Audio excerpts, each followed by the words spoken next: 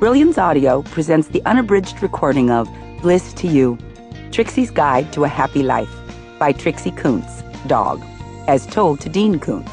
Performed by Teryn Mckewin with the introduction read by Dean Koontz.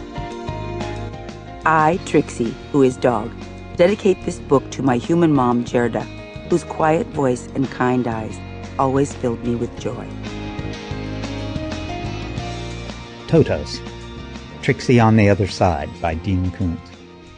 Our Trixie, a beautiful golden retriever with the temperament of an angel, who was a child to us, passed from this world 3 months before her 12th birthday, shortly after 2 o'clock on a Saturday afternoon.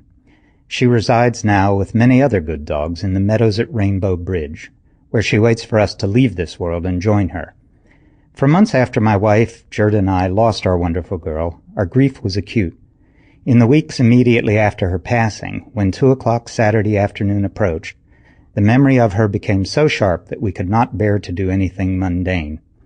We walked together hand in hand around these 2.5 acres that Trixie had loved, visiting all her favorite places. 3 weeks to the minute after Trixie died, as we were walking the larger lawn, a brilliant golden butterfly swooped down out of a pepper tree. This was no butterfly like we had ever seen before or since. It was big, bigger than my hand, and bright gold, not yellow. It flew around our heads 3 or 4 times, brushing our faces, our hair, as no butterfly in our experience had ever done before. Then it swooped back up past the pepper tree and vanished into the sky. Gerda, who is the most level-headed person I've ever known, said at once, "Was that Trixie?" And without hesitation I said, "Yeah, it was."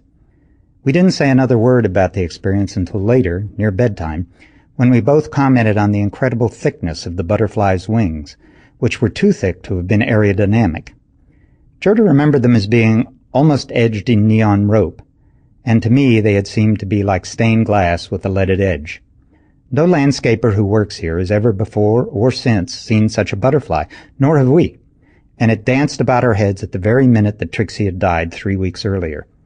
Skeptics will wince, and I feel sorry for them. I will always believe that our girl wanted to let us know that the intensity of our grief was not appropriate, that she was all right. In sharing this story with friends, I have heard others who, after losing a beloved dog, had uncanny experiences quite different from ours, but which also seemed to be intended to tell them that the spirit of their dog somehow lived on. On my website, Trixie's page routinely is one of the most visited features. With her photos and her writings, she won many fans of her own. I promised them that they would be hearing more from Trixie because, after all... Sample complete. Ready to continue?